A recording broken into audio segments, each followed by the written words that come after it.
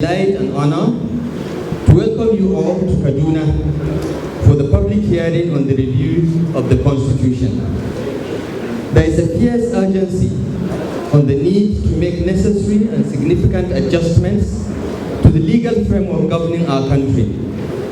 We have no other option but to make pragmatic choices rooted in a binding national consensus on the best structure to secure this country, promotes its progress and development, and advance the welfare and prosperity of our people. As a nation, we are facing one of our most trying times. We have profound social problems. Our economy is struggling. Across the country, citizens harbor widespread fears and anxiety about their security. Insecurity has created a febrile atmosphere, worsened by a barrage of extreme rhetoric, ethnic profiling, and fake news that seeks to exploit the distress, pains, and misery of our people to further separatist and divisive ends. Political leaders have a duty to help overcome these fears and replace them with the mutual confidence to build anew.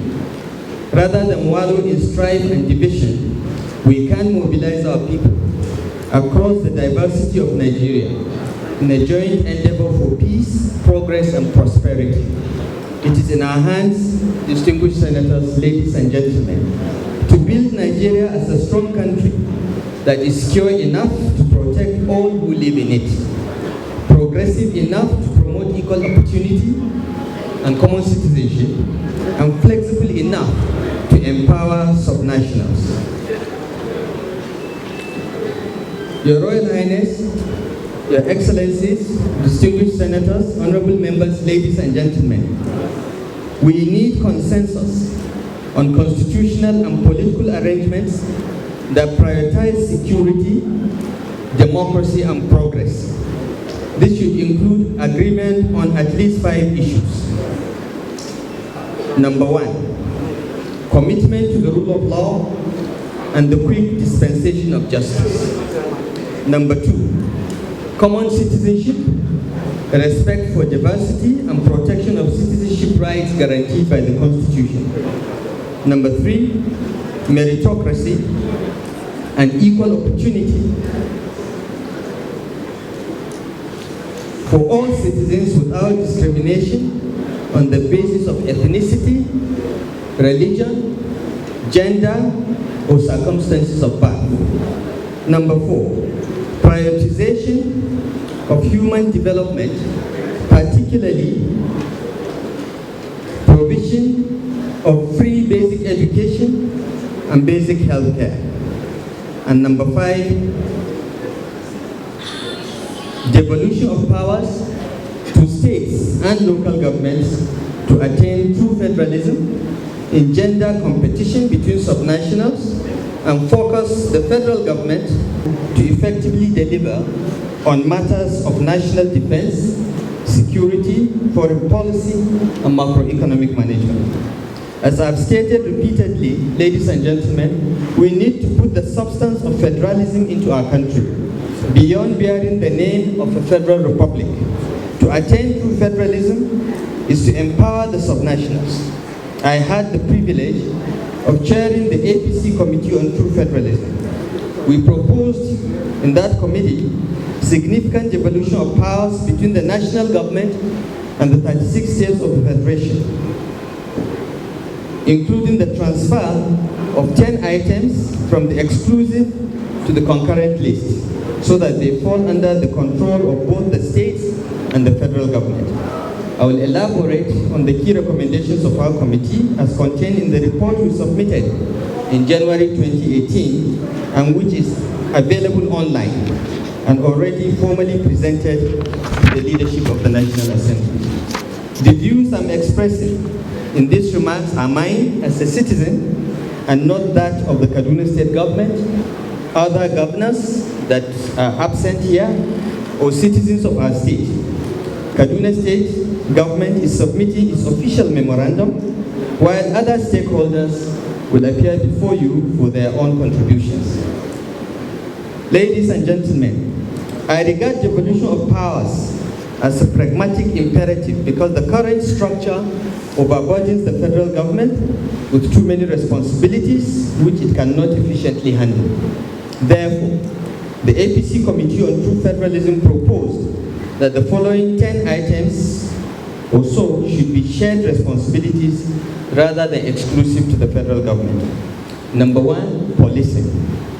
Number 2, control of oil and gas other than offshore in the continental shelf and extended economic zone. Number 3, control of mines and minerals other than those offshore in the continental shelf and extended economic zone. Number 5, railways. Number 4, railways. Number 5, prisons. Number 6, fingerprint and criminal identification records. Number 7, stamp duties. Number 8, registration of business names. Number 9, food, drugs, and poisons other than narcotics. And number 10, national minimum wage. I'll dwell on a few of the issues in our committee's report that I believe are critical to the country's immediate needs. First is the question of security arrangements. Distinguished senators, ladies and gentlemen, the reality of our security situation in Nigeria today requires that our country must strengthen its military and security agencies. This includes decentralizing the police to enable the states to exercise effective control in securing their residents and communities. The challenges of these times conclusively demonstrate that centralized policing arrangements are grossly inaccurate. We need to have federal, state, and even community police, with each granted sufficient powers to make effective in securing the areas assigned to them and cooperating closely with each other. Nigeria has many ungoverned spaces and increasingly brazen criminal elements. Our security agencies need a surge, a major increase in numbers, equipment, and technology as well as structure. Those expressing concerns about the ability of the states to bear the cost of state policing should realize that apart from the payment of salaries by the federal government, most of the operational and capital costs of the Nigerian police are already borne by states and local governments. These include purchase of vehicles, fuel, construction of police stations, provision of communications equipment, and even the overheads. The fear of abuse of state police by subnational governments is also misplaced for at least 2 reasons. One, the levels of insecurity across the country and the near helplessness of the police makes addressing the need to put more police officers on the ground a greater priority than any other issue. Secondly, a constitutional or statutory framework can be enacted by the National Assembly to ensure federal intervention in egregious cases of abuse of police power by state governors. And I'm not saying some will not abuse it, but it can be checked. In addition to transferring policing to the concurrent list, there is the need, distinguished senators, honorable members, to alter the Constitution to remove the existence of any reference to the Police Service Commission. This commission, which is one of the innovations of the 1999 Constitution, is an unnecessary and unneeded cog in the wheel of policing in Nigeria.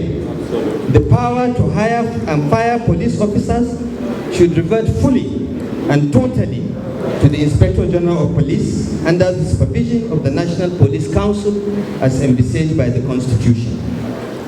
Secondly, it is time to vest control of mineral resources, including oil and gas, and solid minerals in the states, which it will in turn pay royalties and taxes to the Federation account.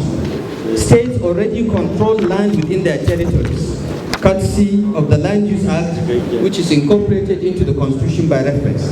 One of the reasons why mining has not quite taken off in our country today is because of the dichotomy and total disconnect between the federal institution that issues licenses for mining and the state agencies that ultimately control not only the land and title thereto, but any approval to undertake any development on the land.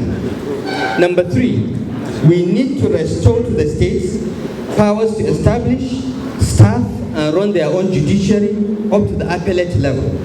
It is an anomaly to have a National Judicial Council appointing High Court judges for states. This should be the responsibility of the state judicial councils. The remit of the National Judicial Council should at best be limited to the federal, high, and appellate courts. The constitutional amendment should clarify that the states can establish courts to exercise jurisdiction at first instance or on appeal on matters for which the state can make laws. In essence, distinguished ladies and gentlemen, I am suggesting that judges of state high courts, Sharia courts of appeal, and customary courts of appeal should be nominated by the State Judicial Council, subject to confirmation by the State House of Assembly and appointment by the governor. States should also be enabled to establish state courts of appeal, similar to what we used to have at the regional level under the 1963 Republican Constitution. The State Court of Appeal will entertain appeals from state high courts, customary courts, and Sharia courts of appeal on matters which the State House of Assembly is empowered by the Constitution to make laws. This arrangement will make our judicial processes faster, encourage competition. It will also significantly reduce the burden of the Federal Court of Appeal and the Supreme Court of Nigeria. Number 4, the Constitution should empower each state to decide the model of democratic local government that best suits it. Nigeria is a federation of 36 states and the FCT. Listing the 774 local governments and area councils in the Constitution and trying to establish for them direct relations with the federal government violates the spirit of federalism, which envisages 2 tiers of government. Each state should decide how many local governments it can efficiently run and fund for better governance and delivery of public goods. Each state should decide what typology of local government fits its historical, cultural, and administrative circumstances. But the resulting framework must be democratic, with periodic elections at no longer than 4-year intervals. Adopting this proposal, ladies and gentlemen, means that the revenue allocation formula will specify what proportion of federation transfers is for local government, and the State House of Assembly will legislate the vertical and horizontal formula for sharing between the local governments under the supervision and control of the Revenue Mobilization, Allocation and Fiscal Commission. No state government shall be allowed under any guise to take control of local government funds. And the Constitution should entrench safeguards and sanctions, including withholding state funds due from Federation account in the event of any reported diversions, impoundment, or misappropriation of local government funds. Fifthly, some of our committee's recommendations are clear, not controversial, and simply conform to common sense. For instance, why should the federal government be enabled by the Constitution to fix a national minimum wage that it can afford, but most of the states have been unable to implement? For the records, Kaduna State is the first government to pay the national minimum wage approved in 2019. We paid even before the federal government, with consequential adjustments of up to 66% for our state public servants. Our compliance with this national law makes it easier for us to say what I'm about to say. It is a truism that the cost of living varies widely across the nation, so a federal minimum wage cannot fill all states. A minimum wage is certainly desirable to protect citizens from exploitation, but it should be on the concurrent list due to variations in cost of living as well as ability to pay. This alteration of the Constitution will enable the federal government to legislate a minimum wage for federal employees and those that reside and work within the federal capital territory, while, for instance, Zamfara State's House of Assembly legislates a minimum wage different from tax-endowed Lagos State or oil-rich River State as examples. Finally, distinguished ladies and gentlemen, transferring items like railways and prisons to the concurrent list offers opportunities for both state and federal governments to collaborate concurrently to ensure that we have light rail systems in our towns and cities, and many more prisons in the state to reduce the current congestion in our federal correctional facilities. Many Nigerians are not old enough to know that most of the correctional facilities of the federal government today, the prisons that they own today, were built by regional governments and native authorities of pre- and post-independent Nigeria. Some of us are old enough to know that, but many of you are not. They were taken over by force, by military fiat, after the tragic events of January 1966. Today, we don't have enough prisons. We have congestion in prisons, and the states can help, as they have done in the past. In addition to some of the alterations to the Constitution listed above, our committee also identified legislative interventions that the National Assembly can more easily undertake to achieve the goal of a truly balanced, equitable, and fair federal structure. We also drafted bills to alter the Constitution and amend or repeal existing legislations to achieve the overall objective of true federalism. I am pleased to observe that some of the draft bills incorporated in our report, notably on state policy and the minimum wage, have been reviewed, updated, and improved by several members of the National Assembly and are at the second reading stage of legislative action. This is commendable, and I want to thank distinguished Senator Obasani, Senator Sile Abdulbari, Honorable Jackie Babao, all from Kaduna State, for initiating some of these commendable steps. Let me conclude, Your Excellencies, distinguished senators, honorable members, ladies and gentlemen, with one or two caveats. I am of the strong conviction that we need to devolve powers in our country to rebalance our federation for better governance. But I do not share the view that restructuring or devolution is a silver bullet that will solve all our problems overnight, given the gravity of our multi-pronged challenges. Adjustments to our Constitution will not solve our problems as a nation. However, it will help us solve some immediate problems and provide a platform for future leaders to resolve the medium and longer term issues. The limitations imposed by the current structure are obvious, and we should all be eager to overcome them. Let me also assure our distinguished and honorable members of the National Assembly that on virtually all the issues listed above, there is a groundswell of consensus among many elected officials, particularly the state governors.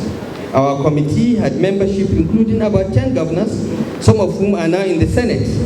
As governors, we are also acutely aware of the current situation of the country, and that unless we support devolution from federal to state and from the state to local governments, with adequate safeguards that guarantee the function of our democracy, our country will continue to be a nation of potential instead of attaining the greatness, prosperity, and progress that our human, material, and natural endowments promise our citizens. On this note, it is my singular honor and privilege to welcome you all and declare open the Northwest Zonal Public Hearing on the review of the Constitution. Once again, I welcome you all to Kaduna and wish you very fruitful deliberations as we reposition our country for greatness. Long live the Federal Republic